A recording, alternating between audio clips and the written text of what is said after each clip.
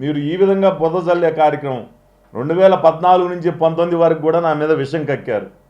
నేనేదో 100 కోట్లు సంపాదించానని, 1000 కోట్లు సంపాదించానని. మరి ఎట్లా వస్తాయో నాకైతే అర్థం కాదు.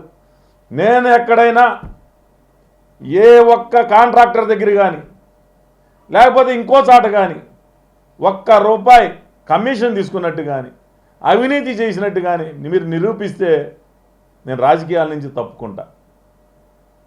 ఎందుకనంటే నీతి నిజాయితీతో పనిచేశాం కాబట్టి ఈ పౌరుషంతో మాట్లాడుతున్నా. ఇసుక చెప్తున్నారు, ఇసుకలో దోచుకున్నాడని. ఉచిత ఇసుక విధానంలో ఏముంటుంది దోచుకునేది? ప్రొక్లైనర్ 200కి లోడింగ్కి పెడితే ఆ 200 లోడింగ్ నేను కాకపోతే ఎల్లయ్యో పుల్లయ్యో ప్రొక్లైన్లు పెట్టుకుంటాడు. ఆ ₹100 200 ఆ కూలి తీసుకుంటాడు. అదా నేను చేసిన నేరం? అది కూడా తప్పే అనుకుంటే ఏది కూడా నేను ఇక భవిష్యత్తులో నేను ఒకటే చెప్తా ఉన్నా, మీ వలన పార్టీ ఒక నిబద్ధత గల నాయకుడిని కోల్పోయే ప్రమాదం ఉంది. కాబట్టి దయ ఉంచి పార్టీకి మంచి చేయాలనుకుంటే మంచి సలహాలు ఇవ్వండి తప్పితే ఇలా బురద జల్లే కార్యక్రమాలు మాత్రం.